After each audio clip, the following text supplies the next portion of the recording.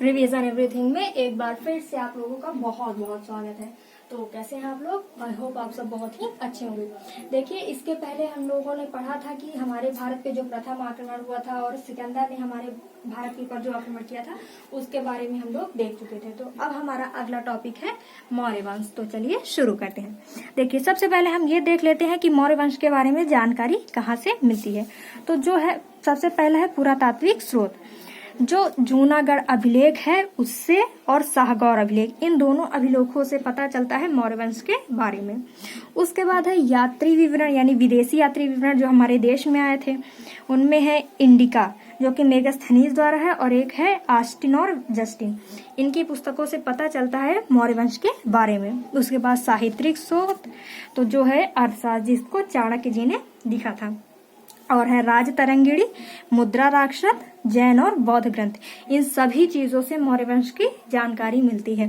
अब चलिए हम अपना टॉपिक शुरू करते हैं, मौर्य वंश। देखिए, ये बहुत ही बड़ा टॉपिक है, तो आप जितना ही इसको समझ के अच्छे से पढ़ेंगे ये आपको उतना ही कवर होगा, क्योंकि मौर्य वंश पिछले वंशों की तरह छोटा नहीं है, बहुत बड़ा है। तो चलिए शुरू करते हैं मौर्य वंश।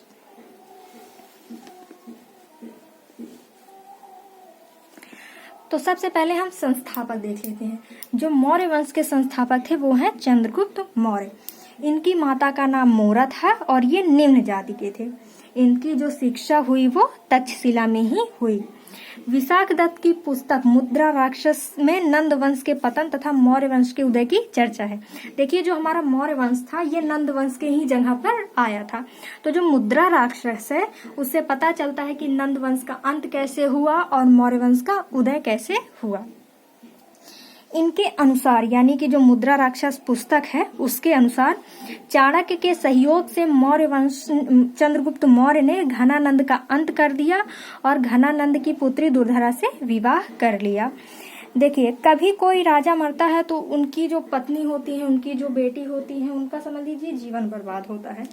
लेकिन चंद्रगुप्त स्त्रियों की बहुत ही रिस्पेक्ट करते थे और जो दुर्धरा थी वो बहुत सुंदर भी थी। तो इन्होंने इन सब से बचाने के लिए दुर्धरा से विवाह कर लिए।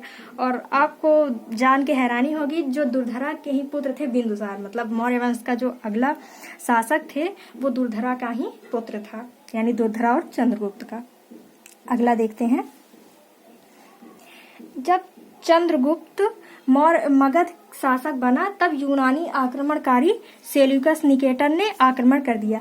सेल्यूकस निकेटर सिकंदर के ही थल सेनापति थे। इन्होंने ही फिर से भारत पर आक्रमण कर दिया, किंतु चंद्रगुप्त मौर्य ने उसे पराजित कर दिया और उसकी बेटी कार्नेलिया, जिसको हम लोग हेलेना बोलते हैं, उससे उन्होंने विवाह कर लिया। अब जब वैवाहिक संबंध हो चुके हैं तो दोनों रिश्तेदार हो गए, तो समझ लीजिए युद्ध तो खत्म ही हो गया। अब आगे देखते हैं।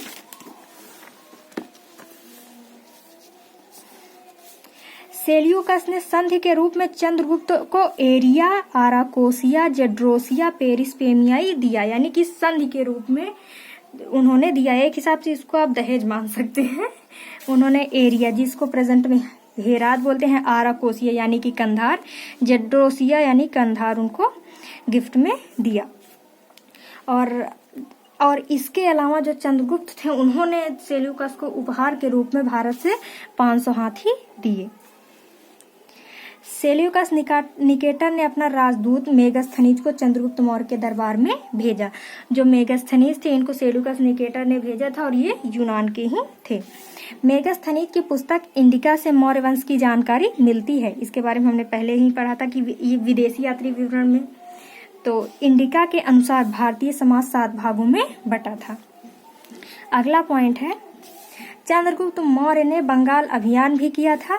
इसकी जानकारी महास्थान अभिलेख से मिलती है। देखिए, बंगाल अभियान, देखिए पुराने टाइम में राजा ने क्या क्या काम किए हैं इसके बारे में अगर पता चलता था तो वो अभिलेख था, और बंगाल अभियान के बारे में महास्थान अभिलेख से जानकारी मिलती है। गोरखपुर में स्थित शाहगौर ताम्र अभिलेख से अकाल के दौरान चंद्रगुप्त मौर्य द्वारा किए गए राहत कार्यों की चर्चा है।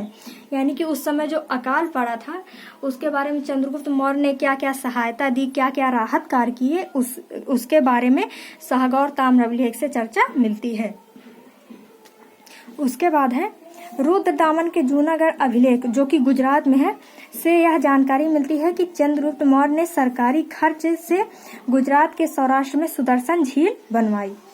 देखिए ये गुजरात में है, तो इससे आप समझ सकते हैं कि जो मौर्य वंश था वो उसका पश्चिमी विस्तार भी था। और अगर एग्जाम्स में आपसे पूछा जाए कि कैसे आप प्रूफ करेंगे या फिर निम्न में से किस अभिलेख से पता चलता है कि मौर्य वंश का पश्चिमी विस्तार भी था, तो वो है हमारा जूनागढ़ अभिलेख। जूनागढ़ अभिलेख से मौर्य वंश के पश्चिमी विस्तार के बारे में भी चर्चा मिलती है और वहां पे उन्होंने अपने सरकारी खर्चे से एक झील बनवाई जिसका नाम है सुदर्शन झील। अगला देख लीजिए, चंद्रगुप्त जैन धर्म को मानते थे और इनके गुरु भद्रबाहु थे। जो भद्रबाहु थे इन्होंने ही चंद्रगुप्त मौर्य को जैन धर्म की दीक्षा दी और चंद्रगुप्त मौर्य जैन धर्म को मानते थे। और जब मगध में अकाल पड़ा तो इन्होंने भद्रबाहु के नेतृत्व में जो जैन समुदाय था उसको लेकर ये लोग श्रवणबेलगोला जो कि कर्नाटक में है वहां पे चले गए और वहीं पे चंद्रगुप्त मौर्य की संलेखना विधि द्वारा 258 BC में श्रवणबेलगोला में इनकी मृत्यु हो गई। तो ये ध्यान रखिएगा कि चंद्रगुप्त मौर्य जैन धर्म को मानते थे और इनकी मृत्यु श्रवणबेलगोला में ही हुई थी। तो आई होप आपको चंद्रगुप्त मौर्य के बारे में पता चल गया होगा। तो इन और टॉपिक हम अगले वीडियो में कवर करेंगे। तो मिलते हैं नेक्स्ट वीडियो में। Thank you.